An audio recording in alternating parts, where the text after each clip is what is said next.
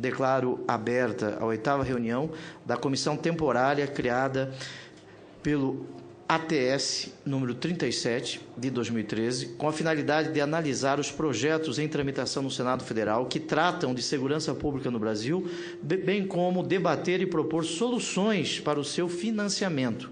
Registro a presença de Sua Excelência, o senador Armando Monteiro, digno representante de Pernambuco. Conforme convocação, esta reunião destina-se à audiência pública sobre o tema Estrutura da Polícia Brasileira, com a participação dos seguintes convidados, que desde logo eu já os convido para compor a mesa. A doutora Marta Mesquita da Rocha, ela é presidente do Conselho Nacional dos Chefes de Polícia Civil. Seja bem-vindo, doutora.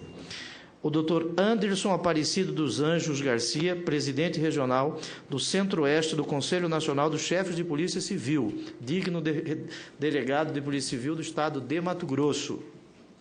O doutor Jorge Luiz Xavier, diretor da Polícia Civil do Distrito Federal. Michel Missi, professor da Universidade Federal do Rio de Janeiro. O doutor Luiz Antônio de Araújo, vice-presidente da Federação Nacional dos Policiais Federais. O doutor Jânio Bosco Gandra, presidente da Confederação Brasileira de Trabalhadores Policiais Civis.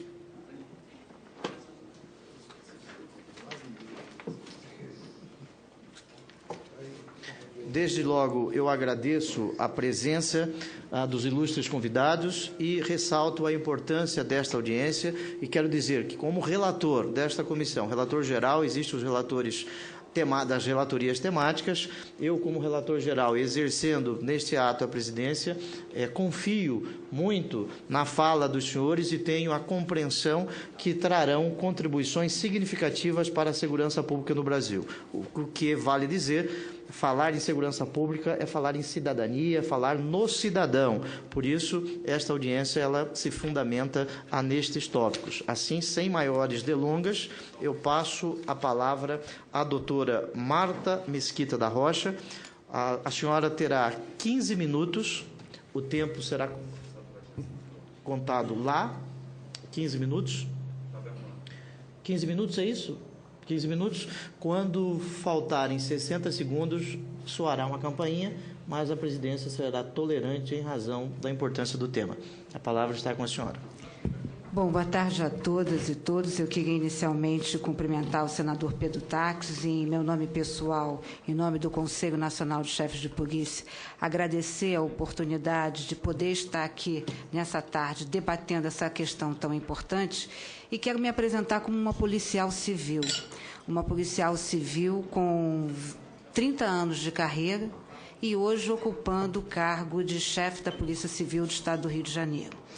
E, na verdade, a proposta do Conselho Nacional de Chefes de Polícia na verdade, uma breve, ainda que breve, uma reflexão sobre esse tema tão importante. E, partindo dessa reflexão, eu queria lembrar para dizer que a Polícia Civil é uma instituição bicentenária. A Polícia Civil chega ao Brasil a partir da chegada da família real, a partir da chegada de Dom João VI ao Brasil. E se nós fôssemos estudar a história da Polícia Civil ao lado da história brasileira, eu acho que desde já nós poderíamos fazer algumas reflexões. E se nós pensarmos no momento que estamos hoje, acho que nós não temos dúvida que vivemos um Estado em que se precisa de uma polícia republicana. E o que é a polícia republicana? Qual é esse conceito de polícia republicana que a Polícia Civil tanto defende no exercício da sua função? A polícia republicana é aquela polícia que tem autonomia. A polícia republicana é aquela polícia que não tem intervenção política. A polícia republicana é aquela que faz o gestor entender que essa política de segurança pública ela tem que ser uma política de Estado e não uma política de governo. Vale dizer que os resultados que se pretenda alcançar devem ser pautados num planejamento estratégico e que esse resultado não possa nem deva estar obrigatoriamente vinculado a um período eleitoral. A polícia republicana é aquela em que os seus pares possam, por exemplo, escolher o diretor-geral ou o chefe da Polícia Civil. a exemplo do que acontece com outras instituições do mundo jurídico. Então, na verdade, para alcançar essa polícia republicana, eu concordo que nós tenhamos que passar por um processo de transformação, onde essa instituição, cada vez mais, se veja não como uma polícia do Estado, mas, sobretudo, como uma polícia do cidadão. E se polícia do cidadão será, uma polícia, por exemplo, comprometida com a eficiência, com a eficácia, com os valores éticos, com a garantia dos direitos constitucionais e com respeito ao cidadão. Eu quero dizer, senador, que em qualquer lugar, ou em quase todos os lugares desse país de dimensão continental, não haverá, por certo, o atendimento a uma demanda que não seja, por exemplo, pela Polícia Civil. Eu costumo dizer que a delegacia de polícia não tem portas. Vale dizer que a qualquer hora do dia ou da noite haverá ali um instrumento da Polícia Judiciária. É por isso que, muitas das vezes, um balcão de uma delegacia, o primeiro atendimento de uma delegacia, pode não ser necessariamente um atendimento de natureza policial, mas é aquele instrumento, é aquela ferramenta, é aquele equipamento que está disponível naquele momento para o cidadão. Então, buscar essa polícia republicana, com certeza, e fazer interferência nos mais diversos segmentos da administração pública. Eu me permito a dizer que a política será importante na dimensão exata da rubrica financeira que será destinada a esta política. E não adianta nós pensarmos, né? Claro, vamos enaltecer a educação, vamos enaltecer a saúde, vamos enaltecer os mecanismos de fortalecimento da cidadania, os mecanismos de inserção social, mas nenhum direito poderá ser exercido sem garantia do direito à segurança pública. Então, o direito à segurança pública é talvez o mais importante dos direitos, porque é ele que garante efetivamente as conquistas que são trazidas à colação, seja para a Constituição ou seja por um outro tipo de legislação. E aí eu fico me perguntando, se a gente tem tantos ministérios, por que não temos um Ministério de Segurança Pública? Nós verificamos aí, estamos discutindo, né, o dividendo do pré-sal, mas não foi pensado na segurança pública qualquer tipo, né, de financiamento que possa ser garantido dali, né? Eu acho que está na hora de nós pensarmos exatamente, e aí foi a conquista da saúde e da educação, nós pensarmos em ter minimamente uma estrutura financeira definitiva e obrigatória ao gestor para que ele invista em segurança pública, porque senão essa decisão é uma decisão do gestor. E mesmo sendo uma decisão do gestor, eu acho que está na hora da sociedade civil dizer, de um lado, que polícia deseja ter, mas nós, policiais, temos que ter o direito e o dever de dizer que polícia queremos ser. E essa polícia que nós queremos ser é essa polícia que possa ter garantido, nesse país, né, de dimensão continental, que possa ter garantido minimamente uma rubrica e um percentual da sua arrecadação para a segurança pública. A exemplo do que acontece com a educação, a exemplo do que acontece com a saúde. Porque quando tudo falhou, me desculpem pela verdade, quando tudo falhou, eu chamo a polícia. Quando a educação falhou, quando a família falhou, quando o sistema de políticas de inserção social não foram capazes de gerir, então, aí sim, a intervenção da polícia. E essa questão, e não é à toa que na Constituição da República nós temos lá que segurança pública é dever do Estado e responsabilidade de todos, essa responsabilidade, ela passa em vários segmentos do poder. Ela passa pelos municípios, que deveriam estar agindo de uma forma mais efetiva com a questão da prevenção primária. Nós estamos vivenciando aí a questão do uso do crack.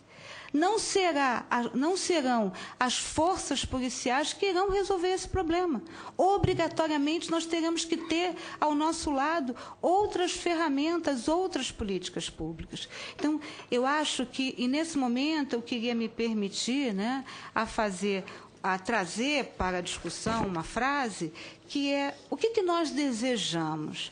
Nós desejamos apenas mudar ou nós desejamos aperfeiçoar as nossas instituições? Mudança pela mudança, o poder da lei pela lei por si só não vai causar, a lei pela lei por si só não propiciará a transformação que nós precisamos. Então, antes de pensarmos em mudanças, acho que temos que pensar em aperfeiçoar. As polícias não têm uma lei geral das polícias. A Polícia Civil, por exemplo, não tem. Então, na verdade, o que nós precisamos? Nós precisamos, sim, dessa linha mestra que seja a lei geral das polícias, que fale da autonomia, que fale da autonomia financeira, né? Que fale da escolha do delegado-geral ou do chefe da Polícia Civil, né? Que fale, né, da questão das carreiras, que fale do financiamento dos projetos que existam, que sejam da natureza, da competência das polícias. Então, a gente vê como é que ainda é embrionário, embora esse tema seja de tanta relevância, embora esse tema afete, né, talvez seja o tema mais democrático, e me perdoem pela ironia, porque atinge a todos, né? Aos pobres, aos não pobres, aos escolarizados, aos não escolarizados, qualquer que seja, né, a sua etnia ou a sua situação, a sua situação financeira, é interessante como a gente não tem ainda minimamente estruturado.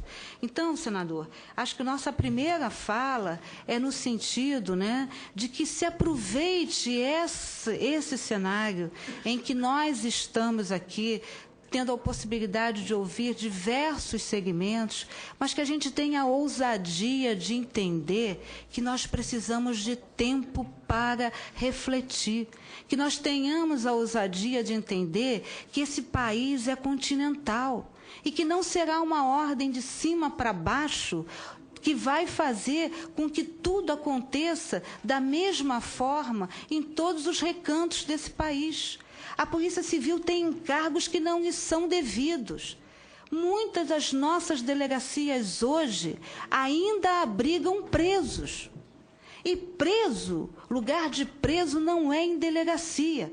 Primeiro, se formos olhar sobre o aspecto dos direitos humanos, o preso tem direitos e devem ser respeitados. E não será numa delegacia, numa estrutura não adequada para cerceamento dessa liberdade, que esses direitos serão respeitados. Preso consome 1/3 do quantitativo de uma delegacia para a custódia desse preso. Se eu estou tomando conta de preso, eu não estou investigando. Se eu estou tomando conta de preso, eu não posso exercer o mistério que me é devido pela Constituição Federal, que é a apuração das infrações penais. Hoje, né, há uma diversidade, né? As polícias se movimentam de acordo, né, com aquele momento político que se vive. Essa é a verdade, né? Se a gente olhar para a história, a gente vai dizer que, ora, eu quero uma polícia que bate, prende, arrebenta, e, ora, eu quero, como alguns gostam de dizer, né, uma polícia que respeite os direitos humanos, como se fosse possível, hoje, diante do manto constitucional que nós temos, pensar no exercício da função de polícia judiciária sem o respeito aos direitos humanos e às garantias individuais. Então, por que somos assim? Somos assim porque não trabalhamos com estratégias. Somos assim porque não trabalhamos com planejamento a longo prazo. Somos assim porque estamos limitados, muitas das vezes, né, sob o período eleitoral. E uma conquista eleitoral não necessariamente pode ser uma conquista política no sentido de polis, no sentido daquilo que interessa ao cidadão.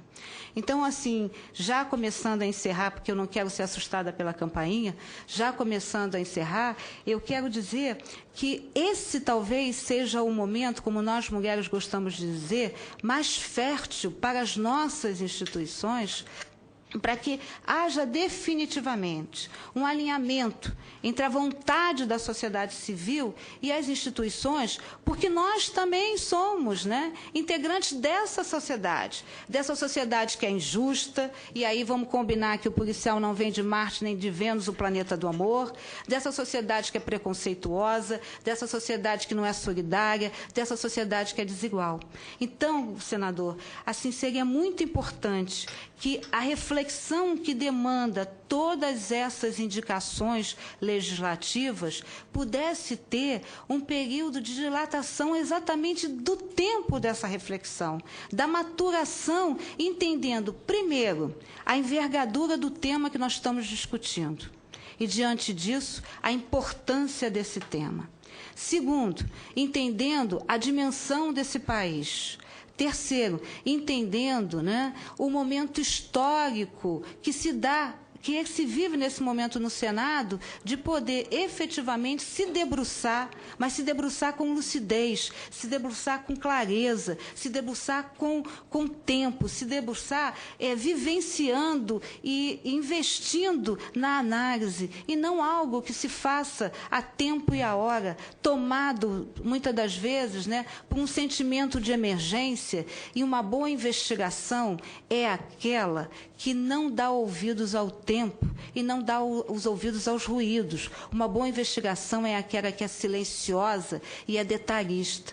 Então, com base na minha vida enquanto policial civil, o que eu gostaria de sugerir aqui, e vou encerrando para que os nossos colegas do Conselho possam complementar a nossa fala, é que essa reflexão que hoje, que já se iniciou nessa Casa de Lei, nessa respeitável Casa de Lei, que nesse momento tem essa tarefa tão importante, mas que essa reflexão se faça, não a tempo e a hora, mas se faça no tempo certo, na medida certa da importância do tema que nós estamos debatendo nessa tarde. Obrigada, foi um prazer estar com todos os senhores. Muito obrigado, doutora Marta Rocha, pelas reflexões aqui trazidas. Eu consulto o senador Armando Monteiro se, como presidente, eu posso, com a concordância de Vossa Excelência, diminuir o tempo de 15 para 10 minutos.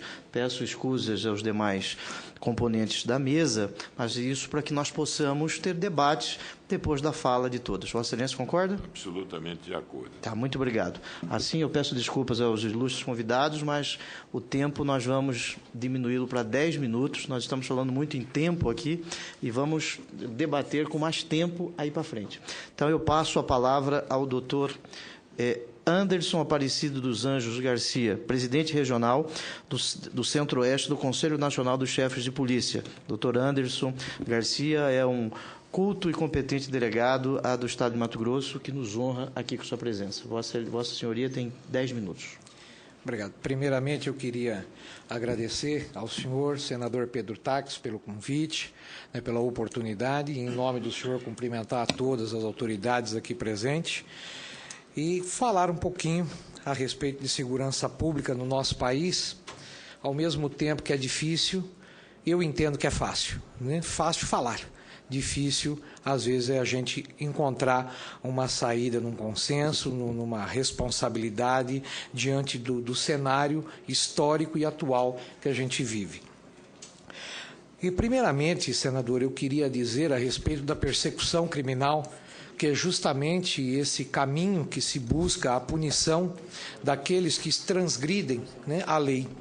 E a Polícia Judiciária do Brasil, ela faz parte desse contexto. É o primeiro ponto, é o pontapé inicial, é onde tudo se inicia para que aqueles que transgrediram a lei sejam responsabilizados pela nossa justiça e, se for o caso, né, uma questão de cumprimento de pena. Há alguns paradigmas, senador, que também é bom nós falarmos um pouquinho somente para tirar alguns ranços ou algumas dúvidas que causam, como, por exemplo, a questão qual a filosofia, qual a finalidade da pena, se é ressocialização, se é punição, e aí a gente cai no pensador, no filósofo Michel Foucault, onde ele dizia, né, que quando você encara a pena como punição, né, a sua forma de proceder é diferente, quando ressocialização é outra. E isso eu digo porque isso recai também nos nossos trabalhos policiais. Como bem disse a doutora Marta Rocha, nossa presidente do Conselho Nacional, as delegacias não são lugares para se ficar preso. E em alguns estados do Brasil ainda isso ocorre. E ocorre, senhor senador, por uma questão histórica. Porque lá atrás, quem cuidava de delegacia, de presos, melhor dizendo, reeducandos, eram justamente delegados de polícia, a Polícia Judiciária Civil do Brasil. Hoje, as coisas mudaram, muita coisa caminhou, muita coisa evoluiu. Então, essa persecução, ela é muito importante, o seu caminho. A Polícia Civil está dentro desse contexto da persecução. Não podemos perder isso de vista, né? Mas a sociedade ela progride, ela evolui e ela tem um dinamismo muito forte. Com isso, senhor senador, nós temos que ver alguns princípios, alguns critérios que eu julgo importante nesse momento que nós estamos debatendo aqui no Congresso Nacional, né, nessa Casa de Leis, no Brasil todo, a respeito da questão da estrutura das polícias. O primeiro ponto, como já foi bem dito pela doutora Marta Rocha, é a questão da autonomia. Como que eu fico imaginando, às vezes, com 26 anos de polícia, já participei e integrei 3 polícias civis brasileiras. Fui policial no estado de São Paulo durante 10 anos, fui policial em Minas Gerais, hoje sou policial em Mato Grosso há 16, 17 anos em Mato Grosso, e ali eu fico me pensando como pode uma instituição que é de Estado, ela não é de governo, ela é de Estado, ela tem que ser encarada de Estado, porque polícia existe no mundo desde que a sociedade começou a viver em coletividade. As pessoas começaram a se reunir vivendo, já começa a existir a figura do guardião, a figura daquele que promove a segurança como um todo do grupo, da sociedade, da coletividade, do Estado, propriamente dito. Então, essa figura de polícia vai existir, posso até mudar o nome, mas a figura, essa essência dela vai existir enquanto o gênero humano viver em sociedade. É eterno, não tem como fugirmos disso.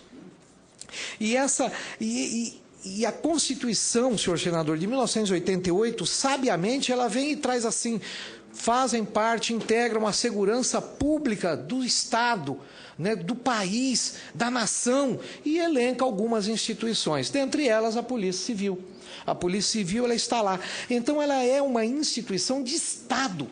As políticas públicas que ela implementa através do seu planejamento estratégico, ela tem que ser duradoura, ela não pode ser momentânea, onde não haja uma solução de continuidade, elas têm que ser perene, elas têm que seguir, para que ela possa alcançar resultados. E eu fico imaginando, às vezes, como pode uma instituição que é reconhecida constitucionalmente, tem um poder e uma missão, uma função social de altíssima relevância, de uma importância ímpar, às vezes, a maioria dos estados não conseguir dizer quem vai ser o seu chefe. Ou mesmo até através da eleição, né, da lista tríplice, ou do voto de seus pares, né, de tudo. Não, é esse aqui, vamos funcionar dessa forma. Eu fico pensando, às vezes, como pode uma instituição, senhor senador, não ter, às vezes, autonomia orçamentária ou financeira. Ou seja, ele não consegue elencar suas prioridades. Como gestor, eu sinto, às vezes, essa dificuldade. E tenho certeza que os pares também sentem. Como que ele pode não ter essa autonomia, às vezes orçamentária, dizer assim, não, espera um pouco, nesse momento, nesse contexto histórico, nesse momento atual, eu necessito de investir em obras, em construção de delegacias, em prédios apropriados, para que os direitos humanos depois não digam assim, olha, essa cela não está condizente, olha, vocês não estão atendendo bem a população, que eles não têm nem aonde sentar. Então, essa autonomia, essa gestão, ele tem que estar às mãos da instituição. E se houver um mau gestor, ele vai responder no Tribunal de Contas. O Tribunal de Contas vai delegar. Nós possuímos mecanismos de defesa, seja a nível de União, de governo. Eu penso, às vezes, também na questão de uma modificação, como bem disse a nossa presidente, Marta Rocha, numa questão de modificação no que tange a construção ou criação de uma nova instituição, ou mesmo ampliação de funções de outras instituições ou de outros órgãos no que tange a isso. A pergunta que eu sempre faço é essa, né? Às vezes no Brasil há uma política, uma filosofia, né, de olha, as coisas não estão dando certo, vamos jogar tudo fora e construir um novo. Mas a roda, ela foi inventada lá atrás, né, para não dizer na pré-história. E a gente só vem aperfeiçoando essa roda. Nós não criamos uma outra. O fogo, ele foi criado lá atrás e nós vemos aqui aperfeiçoando o quê? O seu uso, a sua utilização. Então, eu também acredito num aperfeiçoamento institucional, né, com a questão da lei geral das polícias, né, onde você tem uma diretriz, um Conselho Nacional de Polícias Judiciárias, que pode estar inserido, senhor senador, dentro dessa lei geral. Um Estado democrático de direito, a meu entender, não existe sem uma polícia independente, autônoma ou forte. Não existe. Porque, como dizia o sociólogo Ricardo Balestrelli, ele dizia assim, senhor senador, a polícia é um pedagogo social. A polícia é o primeiro distribuidor dos direitos humanos na sociedade, na coletividade. A polícia tem um papel primordial e tem que ser fiscalizada sim, apesar de toda essa autonomia, porque foi delegado às polícias judiciárias, senhor senador, e Vossa Excelência tem pleno conhecimento disso pela profissão que exercia antes de ingressar ao Legislativo, como professor que eu conheço e admiro muito pelo seu conhecimento. A polícia é a instituição, a polícia judiciária é a instituição que coloca um cidadão atrás das grades, em outras palavras, cerceia um direito básico do cidadão da liberdade sem julgamento do mérito, que é o caso da prisão em flagrante delito. Obrigado, senador, pelo tempo. Muito obrigado, doutor Anderson. Antes de passar a palavra ao terceiro convidado, eu registro nesta audiência representantes da Guarda Municipal de Planaltina, em Goiás, representantes da Guarda Municipal de Pernambuco, de Minas Gerais, de São Paulo, presidente da SOS Segurança da Vida, uma ONG, o senhor Maurício Domingues, também o senhor Manuel Sansão, segundo sargento policial militar reformado, vice-presidente da Associação dos Policiais e Bombeiros Militares do Distrito Federal. Sejam todos bem-vindos. Eu passo a palavra ao senhor Jorge Luiz Xavier, diretor da Polícia Civil do Distrito Federal. Boa tarde, senador Pedro Taques. Muito obrigado pelo convite. Cumprimentando os demais componentes da mesa, senhoras e senhores. Bom, se a gente é convidado para falar numa audiência pública, senador, embora eu agradeça o convite, a gente tem que vir para falar o que tem que ser dito, né? Na minha opinião, a primeira coisa que precisa ser dita é que, lendo aqui as razões, a contextualização e finalidades dessa comissão temporária, a gente vê que ela está fadada a chegar a lugar algum. Desculpa a franqueza. Por quê? Porque ela excluiu daqui os dois temas que são os temas relevantes para a segurança pública. O primeiro deles é a questão prisional, que já está sendo discutida por outra comissão. E o segundo é o da legislação penal e processual penal, que também é discutida por outra comissão. Sem tocar esses dois temas, a gente não vai chegar a lugar nenhum. Se quiserem fundir as polícias, ou picar a polícia em 5, 6, 7, 8 frações, ou fazer como a polícia americana, criar 5.000 polícias, ou como a polícia uruguaia, ou única, não vai chegar a lugar nenhum. Por quê? Porque o problema central da segurança pública no Brasil está relacionado a dois fatores: a nossa incapacidade de lidar com a reincidência e a multirreincidência, né? Eu digo porque no Distrito Federal, no ano passado, em 2012, foram encarceradas 11.500 pessoas, 11.500 imputáveis e 8.500 adolescentes. 20.000 pessoas foram levadas aí ao cárcere, né? Inclusive os adolescentes que passaram lá há pouco tempo, mas passaram algum tempo. Esse ano, graças aos esforços que foram feitos, o número de imputáveis encarcerados vai chegar aí em torno de 14.000 pessoas. Ano passado foi um número histórico e esse ano esse número histórico vai ser superado. E o que acontece? 70% desses presos são reincidentes ou multirreincidentes, ou já tem condenações anteriores ou, no mínimo, tem antecedentes criminais robustos, né? A mesma pessoa está praticando 5, 10, 15, 20, 30 delitos. Então, pode ter uma polícia, 2, 5, 10, 15, 20, que enquanto a gente não der conta de lidar com a reincidência, nada vai mudar, rigorosamente nada. Esse ano vão ser encarceradas 14.000 pessoas. Ano que vem, se as coisas continuarem como estão, a Polícia Civil vai ter mais 1.200 policiais a partir de junho, e a gente deve encarcerar 18.000 pessoas, né? Na minha opinião, a política de segurança pública no curto prazo só se faz via encarceramento. No curto prazo não há o que fazer a não ser encarcerar. Qual foi o resultado desse encarceramento massivo que foi feito em 2012 e 2013? Em 2012, em 2013, a gente vai registrar no Distrito Federal 22 latrocínios. É a menor quantidade de latrocínios em 20 anos. 20 anos. A última vez que se matou 22.000 pessoas em roubos foi em 1993. Esse ano o Distrito Federal vai ostentar uma queda nos homicídios de 15% em relação ao ano passado, de 10% em relação à média histórica dos últimos 5 anos. Será que isso é acaso ou será que isso foi fruto do encarceramento em massa? Isso foi fruto do encarceramento em massa. Só que ano que vem, infelizmente, os números vão voltar a subir. Por que os números vão voltar a subir? Porque essas pessoas que estão sendo encarceradas por crimes patrimoniais, por exemplo, vão ser condenadas a apenas de 5 anos e 4 meses em regime semiaberto. O padrão de condenação, pelo menos no Distrito Federal, para quem pratica roubo com porte de arma, portando arma de fogo em concurso de pessoas, é 5 anos e 4 meses no regime semiaberto. Passam 8 meses encarcerados e vão para o regime aberto que não tem vagas. Como não tem vaga, eles vão para a prisão domiciliar. A prisão domiciliar no Brasil é outra piada, porque o sujeito não está em prisão domiciliar, ele está livre inclusive para roubar, para continuar roubando, não é?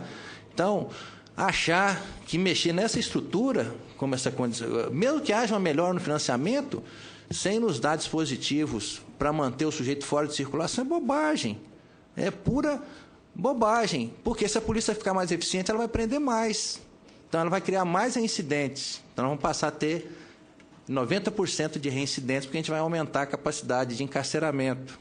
Então, discutir o modelo das polícias, sem discutir a nossa legislação penal e processual penal ridícula, e sem discutir o que tem que ser feito pelo sistema prisional, que é construção de vagas e encarceramento pelo tempo da condenação. Qualquer coisa fora disso é bobagem, pura bobagem, não vai acontecer nada, nada. Mexer nas polícias sem mexer na legislação penal, sem mexer na legislação processual penal e sem mexer no sistema prisional, não vai redundar em nada. O Distrito Federal apreendeu um fuzil pela última vez em 2000, 13 anos. Há 13 anos que não se apreende um fuzil no Distrito Federal, não é?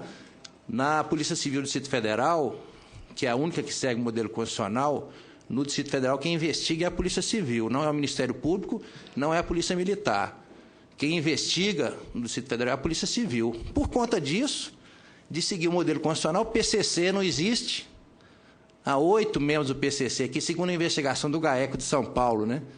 Eles estão bastante equivocados sobre a quantidade e o nível deles, mas não há PCC aqui, não há fuzis, não há explosão de caixa eletrônico.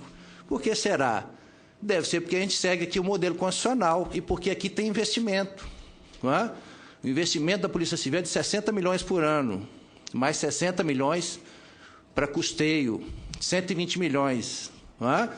Então, quando se investe 120 milhões numa polícia, se permite que ela contrate, se dá liberdade para investigar, acontece o que está acontecendo.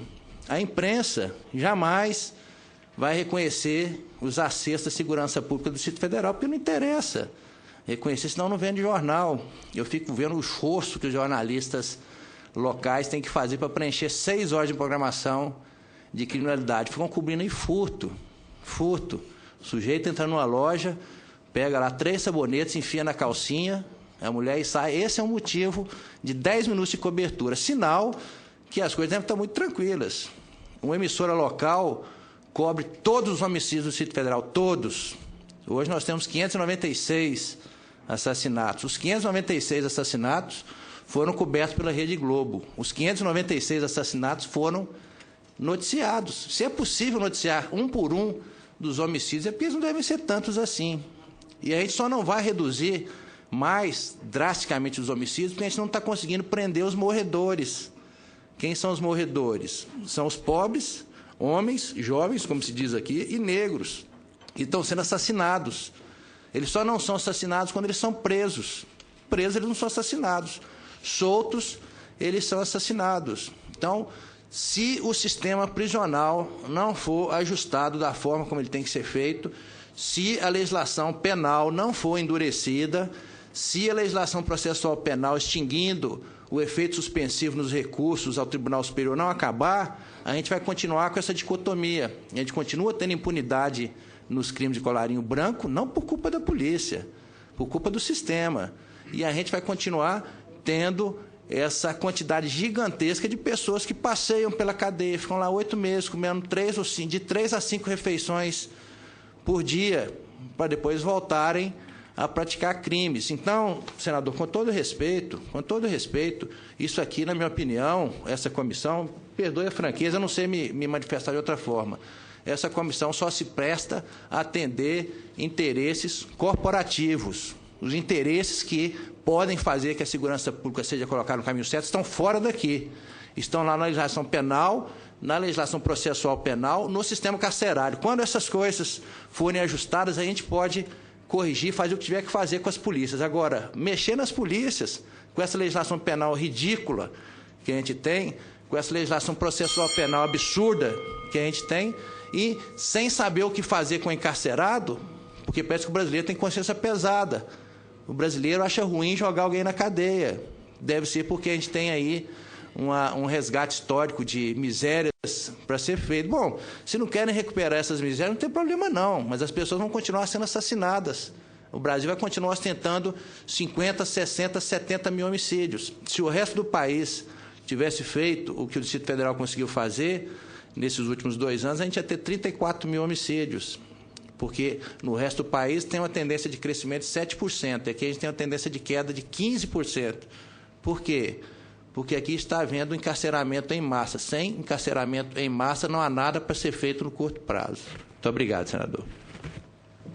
Muito obrigado, doutor Luiz Xavier, pelas suas reflexões, e nós a recebemos com total respeito, mas, em nome desse respeito, eu queria dizer que existe uma comissão que está elaborando um novo Código Penal, eu sou relator dessa comissão, é o PLS 236, cujo relatório final será entregue dia 2 de dezembro. Existe uma outra comissão, presidida pelo ministro do STJ, Sidney Agostinho Benetti, que está tratando, como Vossa Senhoria bem disse, da nova Lei de Execução Penal. E também o Senado da República já cumpriu o seu papel constitucional. Nós já votamos aqui o projeto do Código de Processo Penal, e o Código de Processo Penal, ele se encontra, o projeto, na Câmara dos Deputados, aguardando a tramitação. Mas as falas do senhor, elas são falas que nós todos devemos nos atentar. Parabéns pela fala. Falará agora o doutor Michel Missi, professor da Universidade Federal do Rio de Janeiro. O senhor tem 10 minutos, por gentileza. Bom, eu quero agradecer Tá ligado? Quero agradecer o convite, para comparecer a essa comissão, cumprimentar aos senadores presentes, especialmente ao senador Pedro Tax, e, naturalmente, lamentar o pouco tempo, mas que será suprido né, eu vou entregar aqui a minha produção sobre esse tema, produzida nos últimos 30 anos. Essa produção talvez sirva de subsídio para a comissão levar em conta o tempo longo em que se debate a reforma e a modernização da polícia no Brasil, sem maiores avanços. É também necessário admitir que não é desejável uma mudança de atropelos. Toda mudança nesse sentido terá que ser muito bem feita, com transição, com expectativas realmente de aperfeiçoamento das instituições. Não se trata de acabar com o que existe, de modo algum, mas de fazer com que o que existe venha a tomar as características de uma polícia moderna. Disse aqui, falou-se aqui que a polícia brasileira tem centenária. É verdade em parte, porque a primeira polícia moderna brasileira começa em 1908, no então Distrito Federal, no Rio de Janeiro. É ali que começa o primeiro gabinete técnico, científico. A própria polícia moderna começa na Inglaterra em meados do século XIX. Quer dizer, é um pouco exagerado se afirmar que a polícia tem esse tempo todo. Mas o que nós temos há muito tempo no Brasil é aquilo que veio da velha intendência da colônia e que trouxe consigo toda a tradição inquisitorial herdada do direito canônico dos tribunais do Santo Ofício. Então, a discussão hoje sobre a modernização da polícia brasileira passa por dois eixos. Eu vou ter que ser bastante objetivo, eu tinha preparado uma apresentação, eu não vou mais utilizá-la, devido ao pouco tempo. E eu gostaria de tratar com muita tranquilidade desses dois eixos. A minha corporação é a Universidade Pública. É nela que eu trabalho, ela também não tem autonomia financeira nem administrativa. Ela também está submetida às mesmas contingências que as polícias brasileiras. No entanto, e apesar de tudo, trabalhamos e produzimos ciência. É nesse quadro que a minha intervenção se insere. Eu não vou aqui fazer nenhuma defesa doutrinária. Eu não sou jurista, não venho dos bancos do direito, eu sou sociólogo de formação, mestre e doutor em sociologia, inclusive com formação no exterior. Já coordenei pesquisas comparativas com a França, com os Estados Unidos, com a Argentina, com a Espanha. Então, a minha intervenção deve ser considerada não como uma polêmica, eu não quero polemizar com ninguém, eu quero simplesmente trazer aqui algumas questões fundamentais. A primeira, acabar com alguns mitos. A polícia militar brasileira não era polícia. Até 1967, ela era uma força auxiliar aquartelada, que em alguns estados tinha politicamente o peso de um exército estadual.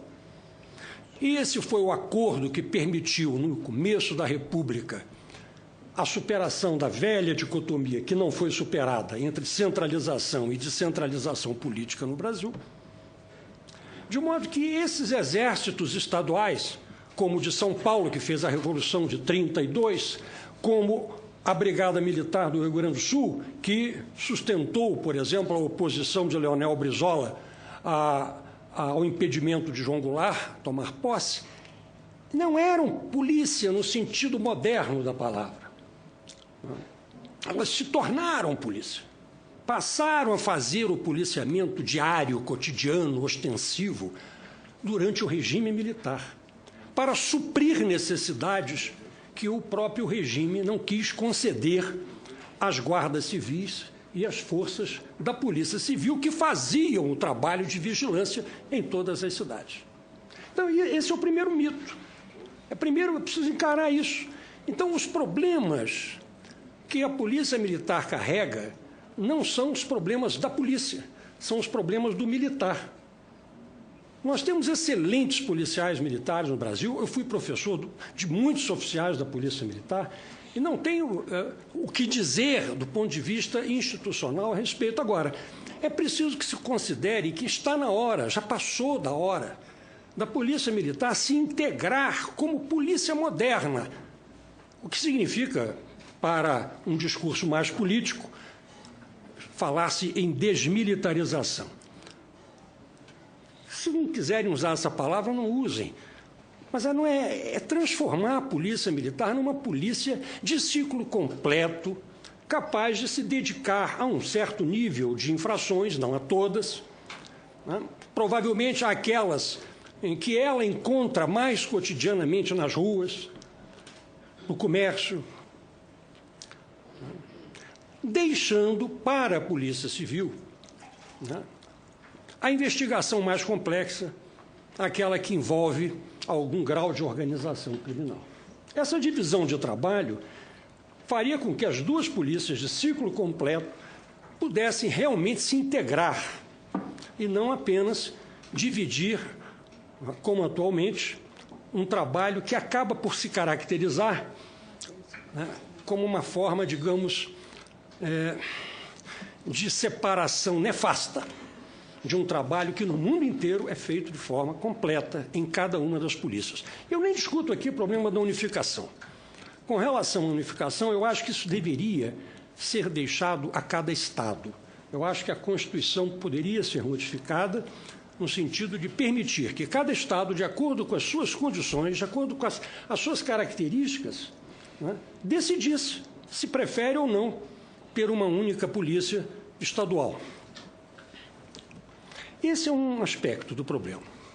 Mas não se pode discutir polícia militar só, e nem se pode discutir apenas desmilitarização, se nós também não discutirmos a Polícia Civil. E qual é o problema da Polícia Civil? Nós temos também, né, e eu não estou me referindo a indivíduos, não estou me referindo a personalidades, a pessoas, nós temos excelentes policiais no Brasil, né, isso é mais do que sabido. Eu estou me referindo a uma estrutura. E qual é a estrutura da Polícia Civil brasileira? A estrutura da Polícia Civil brasileira é uma estrutura herdada do Império, quando o chefe de polícia era necessariamente juiz de direito, e como não havia possibilidade, dada a extensão do nosso território, de colocar um chefe de polícia, juiz de direito em todas as partes, criou-se a delegação. Inventou-se o delegado de polícia, que seria o representante do juiz de direito nas comarcas, nas circunscrições, onde isso não era possível de ser feito. Essa instituição do delegado de polícia acabou se preservando na Constituição republicana, né? E, com o tempo, foi ganhando uma dimensão que não era originalmente a dimensão... O meu tempo aqui ainda falta 1 minuto. Não era a dimensão original, né? Hoje, não existe em nenhum lugar do mundo um chefe de departamento policial que seja obrigatoriamente bacharel em direito. Então, esse é um vício. E com ele nós temos o cartório dentro da delegacia. Com o cartório nós temos a tomada de depoimento dentro da delegacia, quando a tomada de depoimento já é parte da instrução criminal. A tomada de depoimento escrita com fé pública não precisa ser feita na delegacia, ela vai ser repetida depois. Para quê, então? Deixa o policial investigar, dá tempo para ele poder trabalhar, em vez dele ficar preso àquela papelada, àquela burocracia que todos os policiais reclamam. Então, esses são alguns pontos que, dado o tempo, eu não poderia aprofundar, a não ser no debate. Obrigado. Tem mais 2 minutos lá. Bom, já ganhei mais 2? A campanha toca. Ela é para divertir. Então, esses são os pontos. Tá? Eu, na verdade, queria acrescentar, né, que, sem dúvida nenhuma, nós precisamos de uma perícia autônoma, É necessário que uma polícia técnica seja autônoma, é necessário uma ouvidoria de polícia autônoma, externa, tá? Para que não haja contaminação nas investigações que sejam feitas sobre maus usos por policiais do seu poder e da sua discricionariedade. E, finalmente, é preciso que todos esses pontos venham ser incorporados num projeto de transição. Isso não pode ser feito de uma hora para outra. Certamente pode-se discutir, por exemplo, a elevação dos atuais delegados de polícia para promotores. Há várias possibilidades que eu não vou poder tratar aqui. Muito obrigado. Muito obrigado. Obrigado, professor, inclusive pelo tempo. Eu passo a palavra agora ao nosso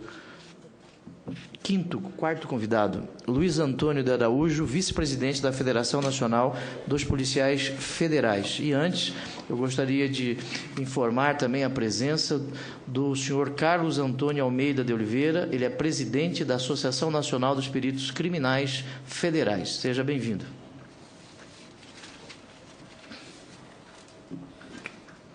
Oi. Meu boa tarde aqui, senador Pedro Tax, em nome de quem agradeço a participação da Federação Nacional dos Policiais Federais nessa audiência pública, demais colegas de mesa, meus cumprimentos, demais senadores presentes aqui, meus colegas de trabalho, de profissão. Em primeiro lugar, senador, eu queria pedir desculpa, na audiência anterior, alguns colegas nossos tentaram se manifestar no fundo, durante as falas do professor Luiz Eduardo, mas isso aí se deve ao fato do tema ser muito esperado pelos policiais federais.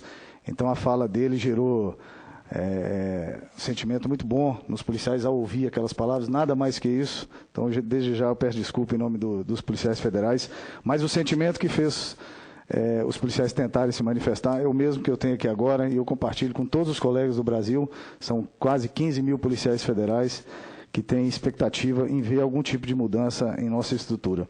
Depois dessa audiência anterior, a nossa fala ficou facilitada porque a gente viu uma certa convergência nos estudos, feitos por pessoas de fora das corporações policiais, sociólogos e pessoas dedicadíssimas ao trabalho policial, mesmo não sendo da corporação, pertencendo a nenhuma corporação, mas nós podemos perceber que vários pontos, inclusive do professor Michel Miss, da fala do professor Michel Miss, convergem com algum pensamento nosso em relação às necessárias mudanças na estrutura da polícia, principalmente a Polícia Federal, que é a que eu conheço bem, estou nela há 18 anos.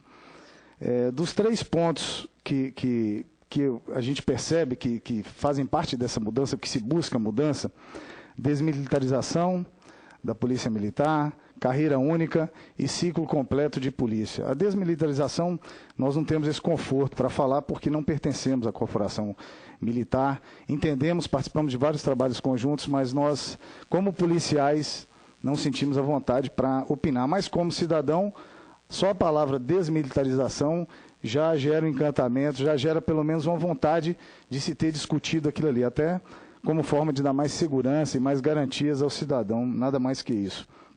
Mas, sobre carreira única e ciclo completo, nós não podemos deixar de falar. Para os policiais federais, a Constituição de 88, em seu artigo 44, trouxe uma clara previsão de como deveria ser regulamentada a estrutura da Polícia Federal, e nós consideramos que o governo, o Poder Executivo em si, não cumpriu com sua parte, não deu conta de regulamentar isso de uma forma madura, de uma forma eficiente, a ponto de contentar o desejo do constituinte originário.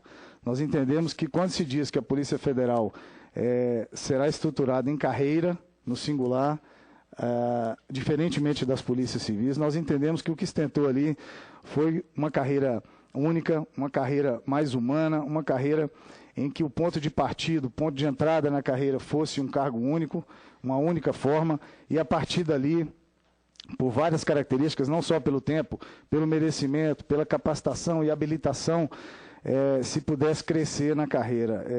Sobre isso, senador, eu vou passar às suas mãos um parecer que foi feito por um escritório grande, que se deteve nessa questão do que queria o constituinte originário e o que não foi feito em seguida. Então, é um estudo muito bom sobre a legislação sobre a Polícia Federal, a carreira da Polícia Federal, e, ao final, ele conclui, o parecer conclui que realmente deveria haver uma regulamentação diferente da que foi feita. Aliás, não sei se muitos sabem aqui, na Polícia Federal não houve uma regulamentação. Hoje, os policiais federais em todo o Brasil não têm atribuições em lei.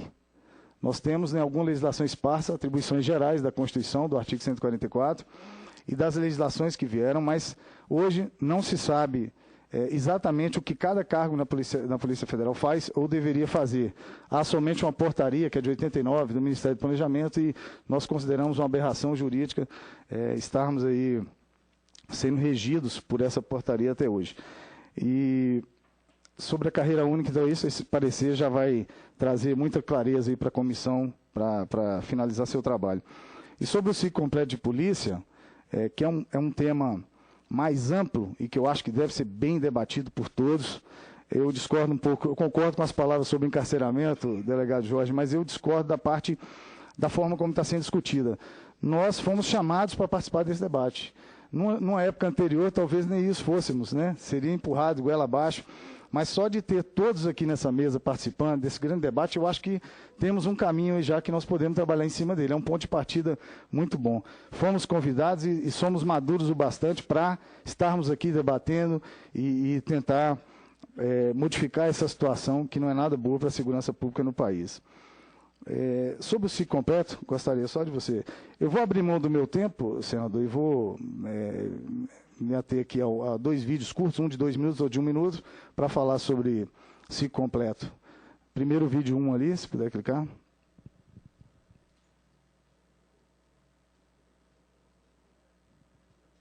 Está sem som?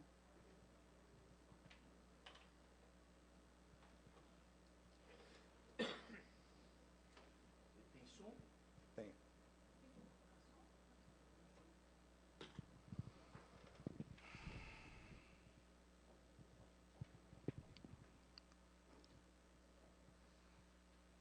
Nós podemos só avançar naquela tela seguinte do ciclo completo, porque aí a gente volta nessa.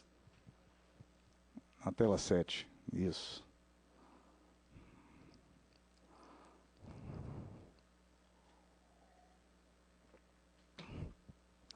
Para um leigo, ciclo completo de polícia, o que é? São todas as ações policiais iniciadas e terminadas por uma mesma corporação ou por um mesmo conjunto de corporações. Isso é o ciclo completo de polícia. Para os policiais militares, guardas municipais, Polícia Rodoviária Federal, ciclo completo de polícia quer dizer o seguinte: você vai fazer o seu trabalho preventivo, de fiscalização, e você não vai precisar bater na porta de outra instituição para que aquela ocorrência seja aceita. Certo? Em tese, com uma visão bem leiga, é essa aí. Mas o ciclo completo, que é estudado pelos pesquisadores, a formatação é aquela ali, mais ou menos aquela ali. Então, tem a parte de investigação técnico-científica, a carta horária menor e a operacional é a que rege, baliza toda a investigação. E, por fora, vem o policiamento com a característica ostensiva e a atividade de inteligência. Então, esse conjunto aí é a grande engrenagem que explica tecnicamente o ciclo completo de polícia. Então, são todas as atividades desenvolvidas dentro de uma mesma corporação, iniciando ali ou pelo policiamento ostensivo, de polícia ostensiva, ou pela atividade de inteligência, ou trazido, no caso de hoje, por uma outra corporação, mas aí já não seria o ciclo completo de polícia. Ok? Se a gente puder ver os vídeos.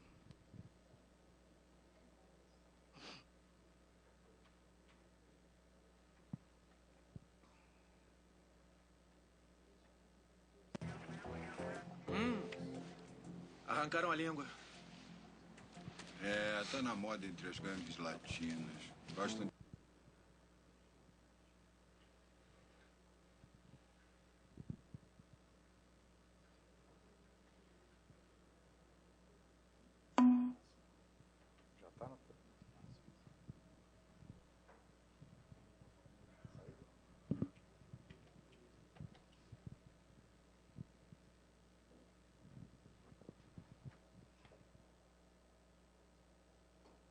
Pode deixar o vídeo, então.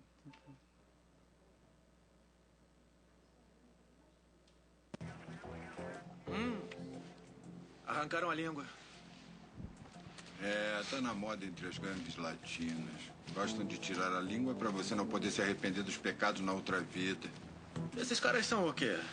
Hondurenhos? Salvadorenhos? Rudels.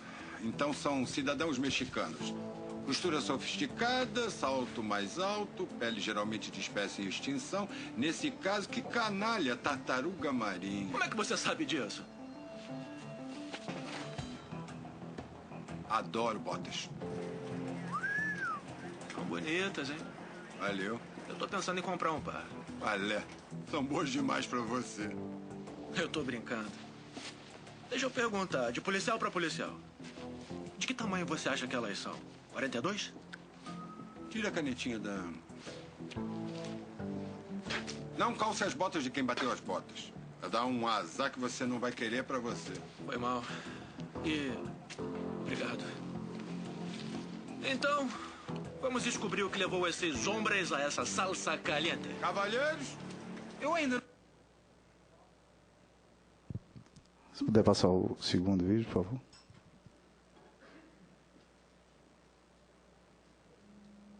Vai fazer o quê? Vou ligar pra polícia. Tu é doido, rapaz? Ligar pro 190, os caras vão quadrar aqui na praia.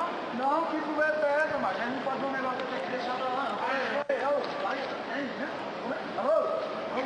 Boa noite, tudo bom? O senhor podia ir por gentileza? Tá de noite, você tá de dia aí. Boa tarde, então. É o seguinte, eu podia vir aqui, perto do Bar do Bigode, aqui em Itaguatinga Sul. Podia vir aí, por gentileza? Muito obrigado e uma boa tarde. Você é doido de chamar a polícia aqui, rapaz? Macho. Tu é maluco, rapaz. Vamos embora disso aqui. Que conversa é essa? Ele falou pra gente esperar aqui, pai. É o quê, hein? Rapaz, deixa isso aí, cara. Vai ser... Tá fazendo doido? Olha os homens chegando aí. Ei, seu policial. Rapaz, não sai, não sai, não. Pegando arma também. Tu é doido, tu é recruta mesmo. Não pode pegar na arma, rapaz. Não, esse cara aqui é vacilão demais. Pega o camarada aqui, a roda que pera aí. Eu tenho um parente na PM. Quem é teu parente?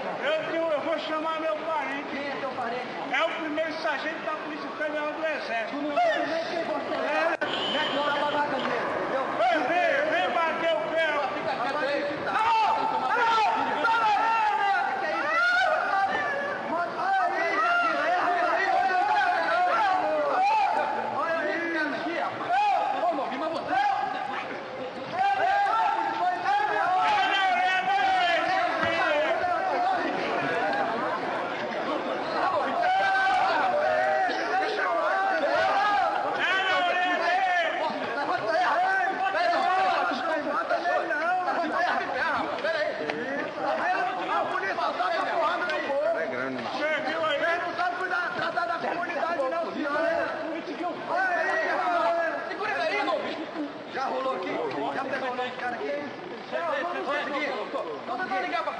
Liga pra perícia, vai. Bora.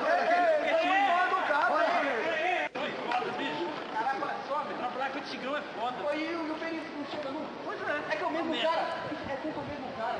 O cara consegue atrasar, mas aquele lindo aí. Aquele careca. Acabou de chegar aí. Chegou o cara aí, ó. E aí, Bruno? E aí, doutor? Beleza? Bem. Aqui, ó. Boa tarde. Vocês estão sabendo aí? Alguém tirou um objeto no local? Não, só mexeu no corpo e tal, mas não foi nada não, entendeu? O cara, o amante dela chegou aí e tal, mexeu na arma também, mas o resto aí... Mas tu permanece no mesmo local. Tá ok? Mas fica por sua conta agora. Agora é comigo, agora é com a perícia. Bem, só retomando aqui, senador, rapidinho. Vocês viram os dois vídeos aí, uma cena norte-americana, local de crime, e uma cena brasileira. A brasileira foi gentilmente disponibilizada aí pela PM, mas a intenção da academia era mostrar as dificuldades em se preservar um local de crime.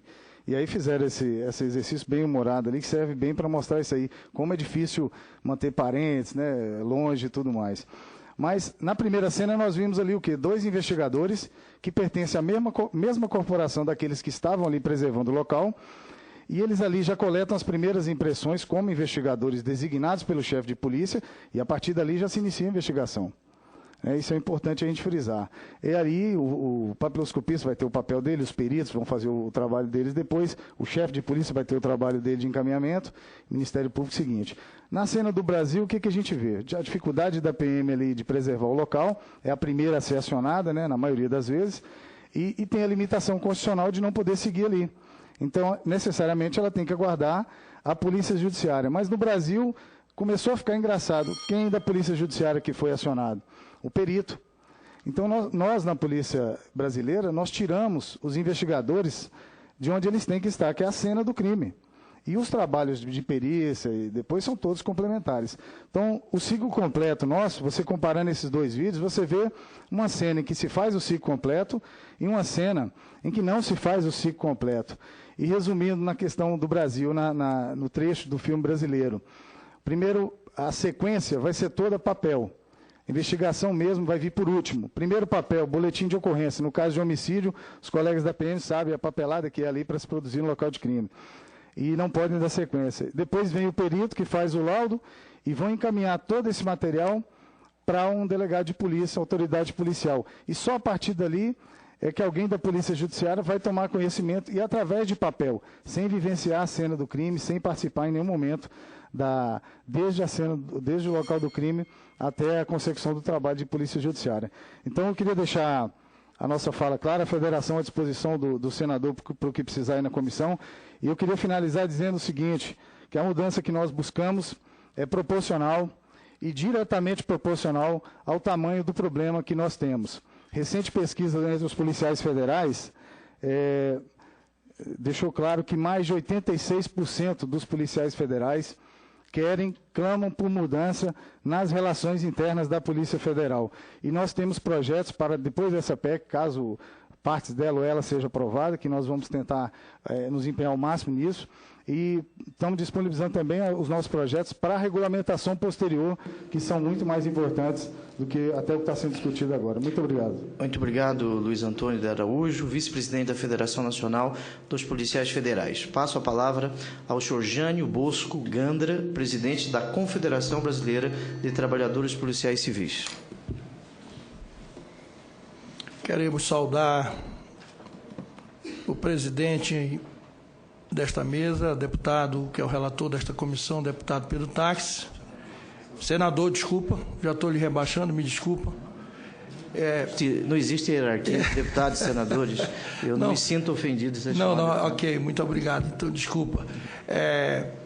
Sabemos que, e em sua pessoa, saúda todos os colegas policiais que aqui estão, e representando aqui os acadêmicos, o professor Missi, que muito bem se expôs a sua ideia.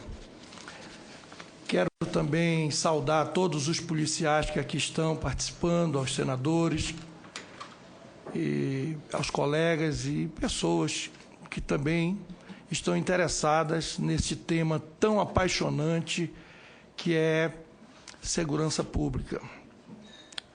Enquanto representante da categoria Polícia Civil, senhor presidente, eu quero fazer algumas afirmações, dada ao tempo tão curto que nós temos, mas no decorrer, quem sabe, a gente pode ter outras oportunidades. Porque esse é um tema tão complexo que nós gostaríamos de abordar alguns fatores. Mas o que nos traz aqui, e eu vou procurar ser bastante objetivo neste ponto, é exatamente o que está faltando para a nossa segurança pública do Brasil. E a primeira afirmativa é dizer que existe um caos na segurança pública do Brasil. Essa é uma primeira afirmativa que nós estamos fazendo neste momento. E dizer que não estamos aqui para encontrar responsáveis por este caos da segurança pública. Mas uma coisa nós podemos e temos que admitir, que nós não podemos onerar os aparatos policiais por este caos. Nós não somos, enquanto operadores da segurança pública, responsáveis por este caos da insegurança que assola o Brasil todo, que assola o nosso país. E olha que nós somos a 7ª potência econômica do mundo, podemos até alcançar patamares superiores no ranking, e lamentar que desde 88 sequer o governo e os governos de esta casa aqui de parlamentar teve a coragem suficiente de regulamentar o parágrafo 7º do artigo 144 da Constituição Brasileira. Nunca a Polícia Civil foi regulamentada. Aqui fica essa omissão. E depois de eu ouvir aqui com os meus dos oradores que me antecederam, dizendo que a polícia foi criada há tantos e tantos anos. E eu digo então que é chegada a hora de começarmos a tratar de mudanças. O que está dando errado? Não importa se as mudanças que estão aqui propostas, senador, e que o senhor deve propor sim, com essa comissão, creio eu, porque eu estou acreditando, e tanto é que estamos participando desta comissão, enquanto representante dos trabalhadores policiais civis, que esta comissão, no final das contas, lá em fevereiro, chegue com uma proposta, se não consensual, mas uma proposta que o povo brasileiro quer. Qual a polícia que o povo brasileiro quer? Não é só qual a polícia que o policial quer, não. Porque nós somos cidadãos também. E agora chegou a hora de não sermos mais corporativos. E dizer que a Polícia Civil vai mal, sim. Não cumpre com o seu papel principal, que é investigar todos os crimes, todos. Inclusive aqueles da Lei 9.999. Se vai ser 2 ou 3 ou 10 ou 15 ou só apenas uma polícia, nós vamos chegar lá no seu tempo. Mas é necessário que nós comecemos a debater e reconhecer, enquanto policiais, e são 23 anos de investigação, que do jeito que está não dá, senador. Não podemos mais admitir 50 mil homicídios no país, ano. 50 mil estupros. E olha que eu tenho uma netinha e eu fico preocupado. Será que, ela tem 2 anos e pouco, será que quando ela tiver adolescente e for para a faculdade, ela terá condições, ela terá condições de se deslocar da sua residência até a faculdade e voltar 11h30, 12 horas, meia-noite para a sua residência e não ser assaltada? Do jeito que as coisas vão, as estatísticas estão demonstrando isso, que nós não vamos poder mais garantir o direito de ir e vir do povo brasileiro. As cadeias estão superlotadas. Só no estado do Ceará, para vocês terem uma ideia, existe 60 mil mandados de prisão para ser cumprido pela Polícia Civil. 60 mil mandados de prisão, 60 mil criminosos que estão na rua, porque não tem presídios. E por que não fizeram os presídios? Não tem recursos financeiros? Hoje mesmo foi instalado aqui o impostômetro. O Brasil já arrecadou hoje de impostos 1.427 bilhões. E não temos dinheiro para construir prisões? Não temos dinheiro para fazer, para se instituir o piso salarial do policial, seja ele civil ou militar? Não temos dinheiro sequer para tratar do homem. E aí fica essa briga interna, intercorpore, de interclasses, entre delegados, porque eles conseguiram chegar no patamar suficiente e até pasmem, não quererem mais ser chamados de policiais. É claro que não é genérico essa afirmação. Eles não querem ser policiais, porque eles são bacharéis em direito, Eles são juristas. Só no Brasil que funciona dessa forma. Uma polícia, bacharel de direito. E as faculdades estão enchendo mais ainda de bacharéis em direito. E eu pergunto, será que esse bacharel em direito é policial? Não, necessariamente não é policial. Talvez ele não tenha o dom de ser policial, senhor senador. E essa é uma das mazelas que eu trago aqui. Por isso que os colegas da Polícia Federal querem carreira única. E eu acho que deve ser instituída a carreira única para a Polícia Militar também. Chega de 2 polícias. Aqui no Distrito Federal, os delegados, quando vão tratar dos salários, não só aqui no Rio de Janeiro também, estão num quadro à parte, senhores. Pasmem. Estão num quadro à parte, como se fossem melhores do que os demais membros da equipe que trabalha na persecução penal. Eu acho que está errado isso. É necessário que nossos governos estaduais e principalmente o nosso governo federal entenda que chega de comprar viaturas belíssimas, chega de dotar de altas tecnologias aquela viatura, se o homem vai mal, ele está adoecido, o policial está adoecido, ele tem problema de alcoolismo, ele tem problema de uso de substâncias entorpecentes, decorrência da frustração do dia a dia. Polícia Militar, foram vários que cometeram suicídio nesse ano de 2013. E olha que os policiais militares são os que são melhores remunerados, quer dizer, estão no topo. Faça ideia, quem consegue sobreviver usando uma .40, recebendo R$ 2.500, como alguns estados praticam esse salário vergonhoso? Por que então nós não podemos copiar os modelos que estão dando certo de polícia? Por que nós só copiamos então o modelo para a área econômica? Por que então nós não podemos copiar o modelo de polícia? Porque, senhores, o homicídio, ele é igual no mundo todo. Antes era motivado por crimes passionais, no passado, mas agora nós temos um grande problema que tem liquidez e tem fluidez, que é o crack. O crack que está dos nossos 5.600 municípios, 4.100 já estão sendo tomados pelo crack.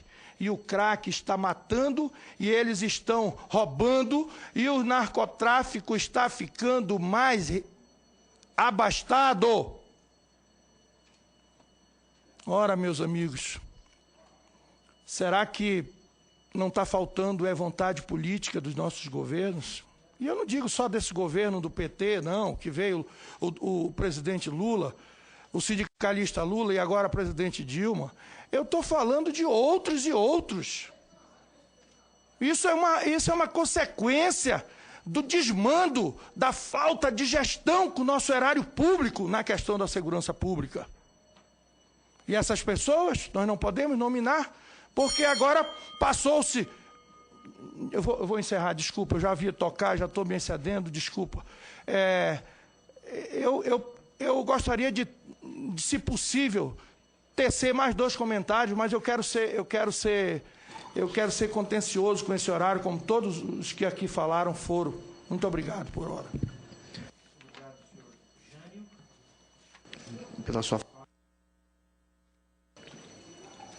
Muito obrigado, senhor Jânio. Registro a presença do senador Humberto Costa, do PT de Pernambuco. Vossa Excelência quer fazer alguma indagação? Chegou. Muito bem. É que aqui nós temos vários afazeres ao mesmo tempo. Eu tenho uma pergunta, inicialmente, para os 3 delegados de polícia. Os 3 delegados. A primeira delas é: como reduzir a cifra oculta, mantendo-se uma estrutura burocrática formada por bacharéis e de forma cartorial? Segundo dados do ENASP, esses dados nos informam que apenas 8% dos homicídios no Brasil são revelados, são desvelados, são investigados. Eu tenho uma amiga minha, doutora Marta Rocha, que era promotora de justiça no estado do Rio de Janeiro, há uns 12 anos atrás, ela me disse que ela tinha na sua prateleira 6.000 inquéritos de homicídios sem autoria. 6.000 inquéritos de homicídio sem autoria. Essa é a primeira pergunta para os 3 delegados. A segunda pergunta: a polícia é o braço armado do Estado, né?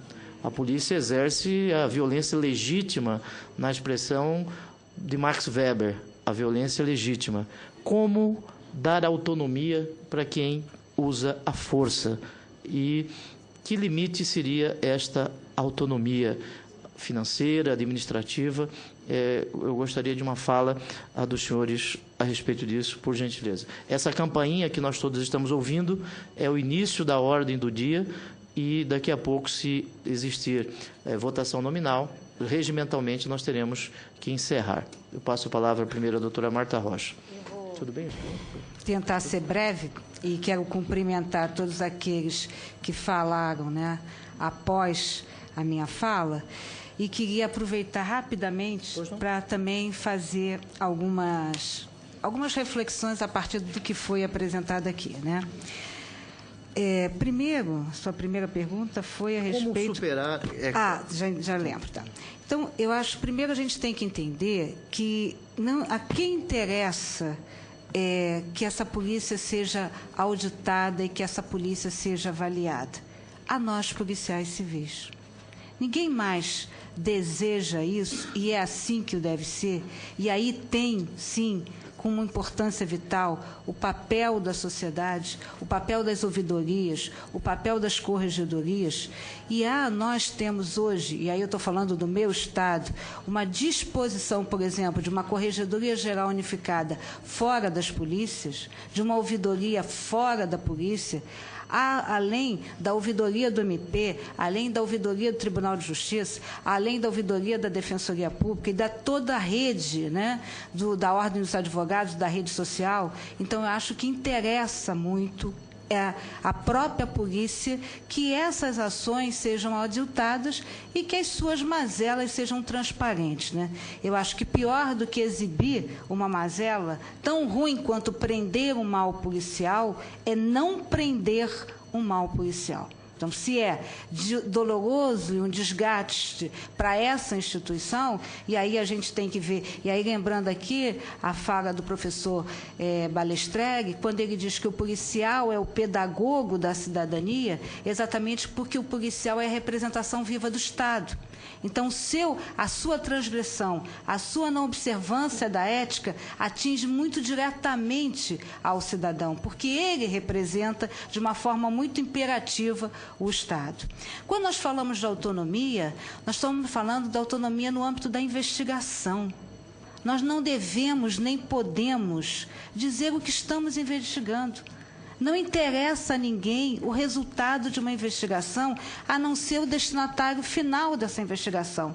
Num primeiro momento, o Ministério Público, num momento mais amplo, ao próprio Poder Judiciário. E o Poder Judiciário nada mais é do que a representação da vontade da população na análise daquele fato. Então, quando falamos aqui de autonomia, essa autonomia deve ser, e aí me permita dizer, professor Michel Misse, nós trabalhamos e trabalhamos muito. Nós trabalhamos e trabalhamos bem. Não somos uma instituição perfeita, mas somos uma instituição de mulheres e homens dedicados e comprometidos. Essa é a verdade.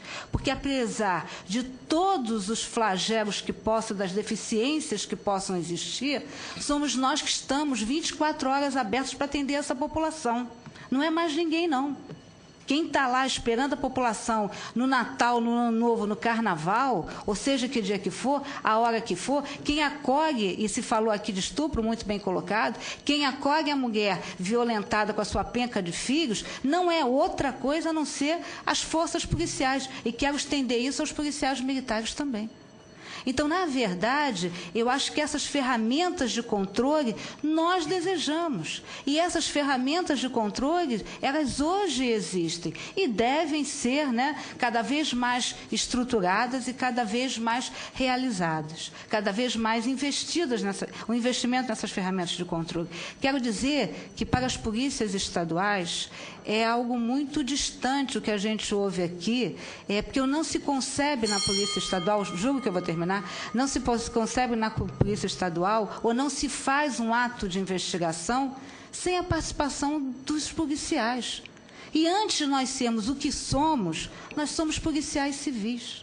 E é assim que temos que nos manifestar. Então, me causa muito surpresa, né, esse distanciamento, me causa muita surpresa essa dicotomia, porque não entendo que seja possível exercer atividade de polícia judiciária sem a participação de todos aqueles que integram a esfera da polícia judiciária.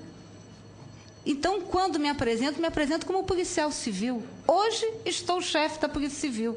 Um dia fui aprovada no concurso de delegado, mas serei sempre uma policial civil. E no tocante aos homicídios, né, eu quero dizer para o senhor que seus dados estão defasados e quero dizer para o senhor também que todos esses fatos são submetidos ao crivo do Ministério Público, então que também se cobre do Ministério Público, né, o seu papel nessa dinâmica também, nessa dinâmica de análise, né, e quero dizer que só tem uma maneira de enfrentar a questão do homicídio, que é com investimento. A Polícia Civil do Rio de Janeiro tem uma delegacia de homicídios que tem 200 policiais civis. A Polícia Civil do Rio de Janeiro tem na sua delegacia de homicídios um corpo de peritos legistas e um corpo de peritos criminais. Então, sem investimento, né, em tecnologia, e aí quero me solidarizar na fala do investimento no policial, eu acho que só assim nós vamos conseguir superar as nossas deficiências e, com certeza, buscar o nosso aperfeiçoamento. Ok. Obrigado, doutora Marta Rocha. Esses dados não estão defasados, são dados do ENASP. E, quando se fala em segurança pública, logo nós notamos um jogo de empurra de responsabilidades entre a polícia e o Ministério Público. É importante que nós possamos fazer desta comissão um instrumento de convergência. Convergência, porque a segurança pública não é do Ministério Público, não é da Polícia Civil, não é da Polícia Federal, não é de delegado de polícia, de agente. A segurança pública é um direito fundamental do cidadão que está no artigo 6º da Constituição. Portanto, a responsabilidade por 50 mil homicídios é o Estado. E aí nós estamos levando em conta todos aqueles agentes que exercem uma parcela da soberania do Estado, dentre eles senadores da República. Daí a ideia desta comissão, para que nós possamos buscar uma resolução para esta questão. Não adianta nós aqui chegarmos à conclusão que está tudo bem, porque não está tudo bem. A sociedade brasileira entende que a segurança pública está falida. É um caos. Cabe a nós, profissionais, independente das instituições, buscar uma solução para isso. Eu acho que o doutor Anderson e o doutor Jorge. Senador, com relação à questão dos crimes que ficam sem autoria, como bem disse o professor Michel, tem algumas coisas, alguns pontos que nós temos que esclarecer e tirar alguns mitos que existem. A Polícia Civil, a Polícia Judiciária, a Polícia Investigativa, no mundo inteiro, ela não é acusadora de nada. Ela busca a verdade real. E isso eu tento passar a todos os policiais recém-ingressados na nossa academia. Nós não somos acusadores de nada. A Polícia Judiciária, ela existe para buscar a verdade do fato. Se porventura, durante uma investigação, eu tenho um suspeito e eu consigo provar que ele é inocente, eu alcancei o meu objetivo sim, porque eu deixei de colocar um inocente na cadeia, e isso é muito importante. A partir do momento que o policial, o novo policial, vamos chamar assim, tem isso na sua mente, o seu comportamento perante a sociedade muda completamente. Se ele tiver na sua mente que ele tem a obrigação de arrumar, assim dizendo, um culpado, o seu comportamento perante a sociedade vai ser completamente outro. Me recordo que fiz um curso uma vez na Scotland Yard, Inglaterra, a respeito de crimes violentos e crimes insolúveis. E aí, conversando com o nosso instrutor, Dick, o Dick ele dizia quais as ferramentas, as metodologias que nós usávamos aqui. E conversando com ele, né, ele disse assim, mas quantos homicídios vocês têm, né, no Brasil? E mencionei o número, ele falou, aqui em Londres nós temos 2 por ano. Eu falei, mas tem uma grande diferença, é a questão cultural. Esse é o primeiro ponto, a questão cultural da sociedade, como que lá se formou, como aqui se formou. E eu tenho certeza absoluta que eles têm mais de 2000 anos, isso da era cristã. Nós temos 500, né? Estamos avançando muito, a passos largos. Lá eles gritam, né? Parado, polícia, a pessoa para. Aqui a gente grita, parar, não preciso nem terminar, que ele está correndo e dando tiro na gente. Então a cultura é completamente diferente, é outra. Lá eu vejo, nos Estados Unidos, principalmente ali no estado, né, da Califórnia, onde eu fui, a sociedade, uma pessoa, ela some, senador, ela desaparece, uma criança, toda a comunidade se mobiliza para que busque o paradeiro daquele desaparecido que faz parte da comunidade. Aqui no Brasil, a nossa cultura nos prejudica muito, principalmente em cena de crime. Ninguém respeita, instituições não respeitam, sociedade não colabora, com medo. Medo de vários fatores que não convém elencar, não é o momento. Mas é medo, receio.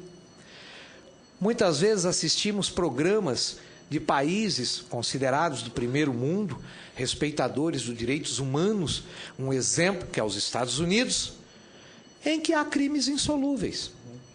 Bastante. A gente vê na TV fechada, a cabo, passa 10 anos, surge uma prova e eles falam assim, olha aquele caso que foi... Então, a questão de definição de autoria não é, como eu posso dizer, uma obrigação, e sim a missão. A obrigação advém, ao meu entender, senador, de várias coisas, como investimento, tecnologia. Nós estávamos falando aqui, mencionaram de ciclo completo. É engraçado se falar de ciclo completo, ao passo que em alguns estados nós vemos que a perícia criminal está fora da polícia judiciária. Eu não consigo entender. Eu não consigo entender isso. E isso ninguém fala. E quer ficar fora. E quer ficar fora. Como que vai ficar fora de algo que pertence ao próprio corpo da investigação? Que luta para ficar. Como? Eu não consigo entender um negócio desse. Eu fico pensando a respeito, até respondendo a segunda pergunta, senador, até por causa do tempo, a autonomia, né, da polícia para quem usa a força, né? Max Weber, ele foi muito feliz mesmo quando ele disse isso. O uso da força, senador, ao meu entender, né, o uso da força, ele é necessário quando, desculpem a redundância, quando necessário. Isso é óbvio. O uso da força, ele é limitador, né? Ele é limitado pelo controle externo. Isso eu verifico até na prática, pela própria vivência. As polícias judiciárias, as polícias do Brasil, às vezes até como um todo, mais a judiciária, vou falar mais que aqui eu conheço muito mais a Polícia Civil, ela é fiscalizada por todo mundo. A mídia fiscaliza os seus erros, né? Assis Chateaubriand já falava, não tem notícia, fala mal da polícia e vende jornal. Então eles procuram essas falhas para que eles possam mostrar à sociedade brasileira onde a polícia judiciária errou ou deixou de acertar. Então a mídia é um forte controlador externo. A própria legislação diz assim, Ministério Público, você tem o controle externo da Polícia Civil. É justo e aceito mesmo. Tem que ter, sim. Tem que ter. Nós somos fiscalizados internamente pelas nossas próprias corregedorias, somos fiscalizados por CPI, somos fiscalizados pelo Poder Judiciário frente ao trabalho que nós temos, somos fiscalizados por tudo. E essa tripartição do poder, né, quando Montesquieu pensou no século XVI, fazendo uma comparação com a persecução criminal, ela também é importante. Ela é importante você ter uma instituição diferente de quem acusa e de quem investiga. É muito importante, Porque, às vezes, você pode cair num erro pelo uso da força, né, pelo uso do poder, que porventura você possa ter ilimitado, mas creio que muito bem controlado pelo que já existe, o que pode vir a existir, você consertar, às vezes, uma disparidade com o erro que aconteça. Muito obrigado, doutor Anderson. Passo a palavra ao doutor Jorge Luiz Xavier. Senador, bom, invertendo a ordem dos questionamentos do senhor, o primeiro deles em relação às cifras negras, a Polícia Civil do Distrito Federal registra anualmente algo em torno de 150 mil ocorrências e atende 400 mil cidadãos. Então, eu posso dizer com muita tranquilidade que o índice de cifras negras no Distrito Federal, a ausência de registro de ocorrência é bastante pequeno. Ele poderia ser praticamente fechado se a gente dispusesse dos dados do atendimento da Polícia Militar, que a gente acaba não recebendo. Concordo que a gente precisa aprimorar o tráfego de informações, né? Então, por que que o índice de registro de ocorrência é tão alto? Por que que o índice de não registros ou de cifras é baixo no DF? Porque aqui é investimento, né? A Polícia Civil, vou repetir, recebeu 60 milhões para investimento e 60 milhões para custeio. A Polícia Militar recebeu 3 ou 4 vezes isso. Então, se gastar, a população vai ser bem atendida e vai procurar. Então, se no resto do país a ausência de registro, a cifra negra, é porque não se está investindo nas estruturas das polícias civis e das polícias militares, né? Não obstante, então, a cartorialidade, não há dúvida nenhuma que aqui o registro é bem grande, ele pode aumentar, porque aqui a gente quer trazer para o Distrito Federal o modelo adotado pela Polícia Paulista do NECRIM, né? O NECRIM ele é interessante porque ele é cartorial, mas o próprio Poder Judiciário de São Paulo viu ali, no núcleo de conciliação da Polícia Civil de lá, uma ferramenta para desafogar o Poder Judiciário dos delitos de menor potencial ofensivo. Antes de falar sobre os homicídios, eu concordo com o Gandra e com o professor Missi que as origens da Polícia Civil, da figura do bacharel em Direito, precisa ser revista. Eu não tenho nenhuma dificuldade em discutir isso, nunca tive, e os policiais do Simpol sabem disso. O que me falta até agora é que me mostre um modelo racional que eu tenho toda a disposição de discutir, né? Qual é o papel do delegado de polícia nessa estrutura. Não tem problema nenhum em discutir isso. Só que o modelo não é modelo para resolver a vida financeira de ninguém. A questão não é botar dinheiro no bolso de ninguém, melhorar o salário na marra. A questão é descobrir e discutir o que é melhor para a sociedade, né? Então, se a figura do delegado precisa ser repensada nessa estrutura, eu acho que precisa, ela precisa ser rediscutida para que se melhore o atendimento à população, não é? A Polícia Civil do Distrito Federal hoje não está mais preocupada só em melhorar a capacidade de elucidação de delitos, está preocupada também em melhorar o atendimento ao público, e é alguma coisa que a gente vai conseguir quando a gente terminar o planejamento estratégico que vem sendo preparado para que a gente tenha um norte até 2020, quando a gente terminar em abril do ano que vem o planejamento estratégico, a gente pretende saber onde vai estar em 2020, e eu não tenho nenhuma dificuldade em discutir a figura do delegado de polícia ou a figura do bacharel em Direito nisso aí. Em relação aos homicídios, os números não estão defasados, não. Os números são manipulados, não é?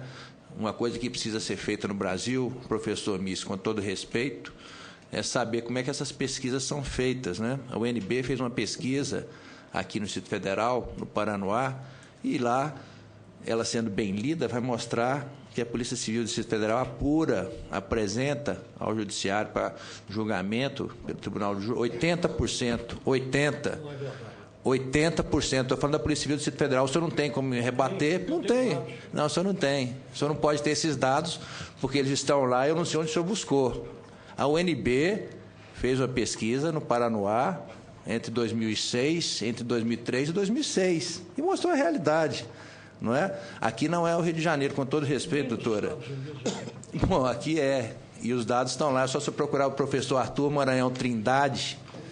Pois é, então o senhor converse com ele, que ele vai lhe mostrar os dados. Se o senhor quiser ir hoje no meu gabinete, eu mostro os dados desse ano. Me permita. Quanto iniciamento? Não estou falando de iniciamento, doutor, não. Me permita. Você pode combinar esse encontro depois, eu acho que é até interessante. Claro. Eu gostaria de ver essa informação. Eu gostaria que o senhor, se pudesse... Então, retomando, se eu tenho 80% de apuração, não posso falar por que só tem 8%, né? A questão toda é essa. Por que a academia diz que são 8% de apurados? Onde é que há a má-fé no levantamento desses dados? Uma má-fé absurda, absurda. O homicídio é um crime cuja prescrição se dá em 20 anos. Como é que a academia faz a pesquisa? Ela vai lá, colhe a quantidade de homicídios registrados num determinado ano, 2013, e vai, em dezembro de 2013, ver quantos daqueles casos já foram julgados. São julgados 8%. Tem mais 19 anos para fazer a apuração. Ainda que sejam 4 anos, e não é o caso do DF, se fizer 4 anos, vai bater lá em 40% ou 50%. Com muita tranquilidade. É só olhar a quantidade de presos que a gente tem aí, com a quantidade de homicídios, né? Então, há uma má-fé absurda no que a academia faz, porque a polícia é a geni da academia. E olha que eu nunca encostei a mão em professor, mas parece que os professores, porque foram espancados na década de 70, têm raiva de polícia e querem que a polícia seja a geni da sociedade. Não é. Não é. A polícia tem vagabundo, como a academia tem vagabundo. Só que a geni da sociedade somos nós, policiais, todos, militares, civis, agentes, delegados, não é? Não é à toa que os peritos querem sair da polícia, não querem ser confundidos com vagabundos, não é? Por isso que eles querem ser o melhor dos dois mundos, querem usar a arma, ter uma carteira bacana, não é? Poder se aposentar com 30 anos de atividade e não ser chamado de policial. Esse é o mundo que os peritos dos 17 estados que saíram querem, o melhor dos dois mundos. Então, 8% é um número absurdo e ele é feito a partir de manipulação da academia. A academia manipula porque é preconceituosa em relação à polícia. Ela é preconceituosa em relação à polícia porque ela tem uma mentalidade esquerdopata. Acha que polícia é coisa da direita, de bandido. Não é. Não é. A polícia é cidadã, ou procura ser, e tem se aprimorado. Então, a manipulação de dados que se faz na academia é vergonhosa. Não é por isso que os áulicos das ciências duras, da química, da física, da matemática, desprezam as ciências sociais.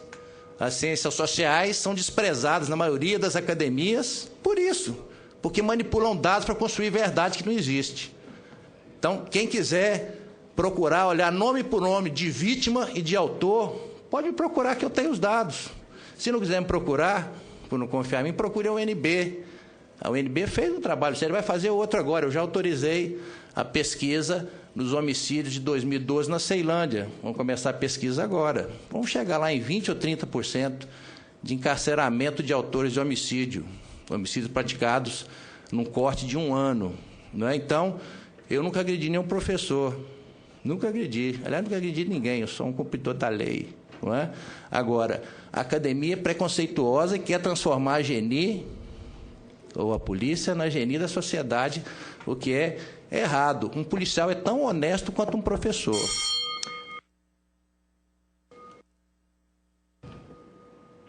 Obrigado, doutor Jorge Luiz Xavier. Eu passo a palavra ao professor Michel. Professor, no entendimento de Vossa Excelência, a desconstitucionalização do capítulo da segurança pública seria ideal para ofertar aos Estados-membros, tendo em conta a sua autonomia, tendo em conta as suas diferenças territoriais, econômicas, regionais, diferenças culturais, inclusive diferenças políticas, porque o Distrito Federal, como nós todos sabemos, é uma pessoa jurídica com capacidade política híbrida. Não existem municípios no Distrito Federal. E no que tange a segurança pública, né, a União tem uma grande colaboração aqui no Distrito Federal, inclusive financeira. Qual é a ideia do senhor a respeito da desconstitucionalização da polícia, ofertando autonomia aos Estados-membros? O Rio de Janeiro é totalmente diferente, inclusive na sua geografia, do estado de Mato Grosso, do estado do Acre e aqui do Distrito Federal. É exatamente por isso que não é possível uma solução nacional uniforme para um país, né, tão diferenciado quanto é o Brasil. Em muitos estados será necessário, provavelmente, que haja alguma unificação. Em outros, não. A integração pode funcionar bem. Isso, a experiência dos policiais de cada estado, né, e dos cidadãos, a decisão das assembleias legislativas, do governo do estado, me parecem mais adequadas, mais próximas da realidade do que uma tentativa de uma decisão nacional. Eu gostaria, já que fui citado, de esclarecer um ponto que o doutor Jorge Luiz se referiu. Em primeiro lugar, eu acho que ele está desatualizado. Né? Há muitos anos nós não estamos brigando com a polícia, pelo contrário, nós estamos colaborando, trabalhando juntos com a polícia. Né? No Rio de Janeiro, por exemplo, eu fui o criador do núcleo de pesquisas do Instituto de Segurança Pública. E eu mantenho uma relação muito cordial e de cooperação com a polícia.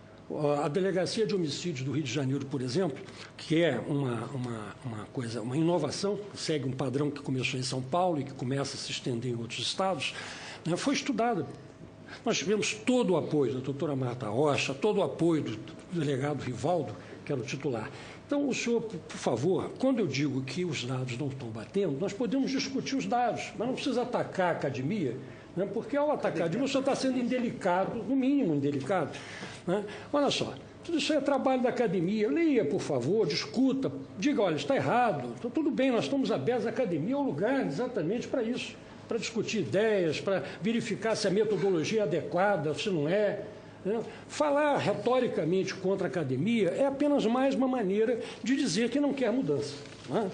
Então, veja bem, eu disse que não é verdade, porque a pesquisa que nós fizemos, e quem fez a pesquisa em Brasília sob a minha coordenação foi o doutor Arthur Trindade, que o senhor citou, ele obteve apenas os dados do que a polícia enviou para o Ministério Público, chamado aqueles inquéritos que tinham autoria e materialidade. Era 70% na ocasião.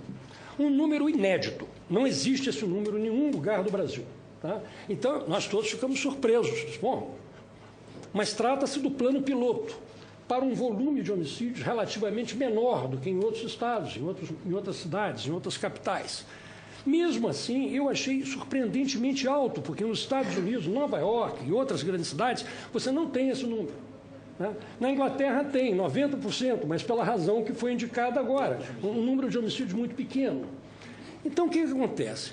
A medida internacional para se saber se a polícia foi bem sucedida na elucidação de um homicídio é a aceitação pelo Ministério Público e a denúncia.